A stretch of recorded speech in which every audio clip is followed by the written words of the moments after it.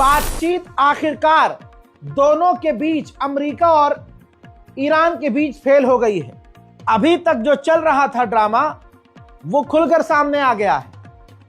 देखिए, कल मैंने आपको बताया था कि नेतन्याहू जिद कर रहा है, डोनाल्ड ट्रंप पर प्रेशर बना रहा है कि अब तो हमला कर दो, बहुत टाइम हो गया, हमला करो हमला करो हमला करो, और ईरान की बैलिस्टिक मिसाइल्स पर भी बात करो, हर अपनी बात को रखो और ईरान की मिसाइल, परमाणु, सब पर बात करो। ठीक, ये बात मैंने आपको कल बताई थी। डोनाल्ड ट्रंप बिल्कुल भी जंग की तरफ आगे नहीं बढ़ रहा था, बातचीत करना चाह रहा था। आपको मैंने कल ये भी बताया था कि कुछ अमेरिकी ऑफिशियल्स ने कह दिया है कि अब ईरान जब अपने ड्रोन को भेज रहा है, सटीक निशाने पर भेज रहा है, जो हमारा एयरक्राफ्ट करियर है वहां तक उसने भेज दिया है, तो अब बातचीत फेल कर दो, बातचीत करो ही मत। दोस्तों, यही अभी चल रहा था कि इसी बीच ऐसी ही खबर आ गई। क्या खबर आई भाई? डोनाल्ड ट्रंप की गवर्नमेंट ने कहा ईरान से कि हम तुर्की के अलावा कहीं और जाकर बात नहीं करेंगे। ईरान ने कह दिया कि हम परमाणु के अलावा किसी और मुद्दे पर बात नहीं करेंगे। लो जी, हो गई, खेल खत्म हो गया।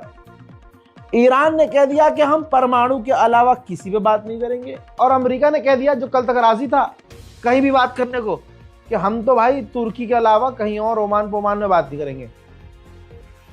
यह बात होने के बाद अमेरिका ने कहा कि देखो, बात होगी तो परमाणु पर भी होगी और दूसरी चीजों पर भी होगी, और तो और हम तुर्की में बात करेंगे, इसके अलावा कहीं नहीं करेंगे। मानना है मानो, नहीं मानना हो मत मानो। ईरान ने कह दिया ठीक है, नहीं मानेंगे। दोनों तरफ बराबर की टक्कर है, और अब इसके बाद बातचीत फेल हो गई है और अब जंग का खतरा बढ़ गया है। बातचीत फेल होने के बाद डोनाल्ड ट्रंप का एक इंटरव्यू आया, जिसमें वो मीडिया कर्मी से कह रहे हैं कि अब ईरान के सुप्रीम लीडर को, खामनाई को, चिंता होनी चाहिए। अब आगे इंटरव्यू में डोनाल्ड ट्रंप ने कहा कि हमने ईरान को ऑफर दिए हैं कि ये शर्तें हैं, आपको माननी पड़ेंगी।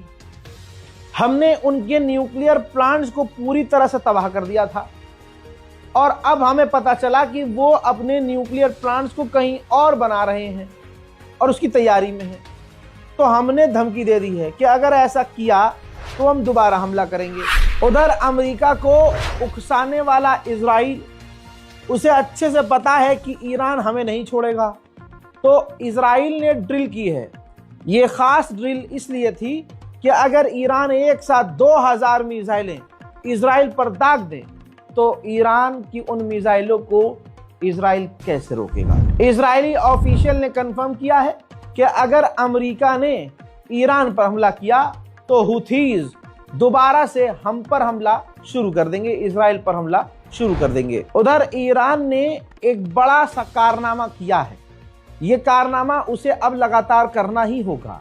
जरा मंजर देखिए, ईरान के टीवी चैनल के जरिए ईरान ने सबूत जारी कर दिया है। ऐसे हथियार जो हाथों में छुपाए जा सकते हैं, ऐसे हथियार जो प्रदर्शनकारी के भेष में CIA और मोसाद और आतंकवादी इस्तेमाल करते हैं। छोटे छोटे हथियार, धारदार हथियार, जिसको अगर आप हाथ में ले लें और किसी गर्दन में मार दें तो पता भी नहीं चलेगा और वो हथियार दिखेगा भी नहीं।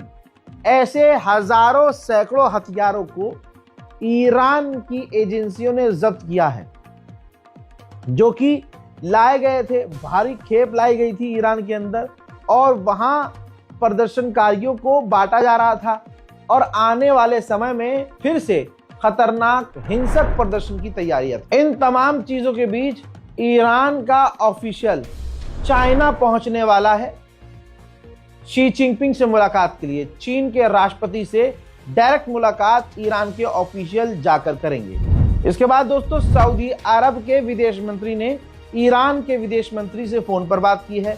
बातचीत क्या की है ये सामने नहीं आया है, लेकिन सऊदी अरब और ईरान डायरेक्ट कनेक्टेड हैं। वहीं अमेरिका के विदेश मंत्री का वीडियो सामने आया, जिसमें उसने कहा कि ईरान अपने प्रदर्शनकारियों को सजा देना बंद करे, ईरान न्यूक्लियर बनाना बंद कर दे, पावर प्लांट अपना बंद कर दे, nuclear power plant, nuclear sites बंद कर दे, साथ ही अपनी मिसाइल प्रोग्राम को भी खत्म कर दे। यानी ईरान ईरान न रहे।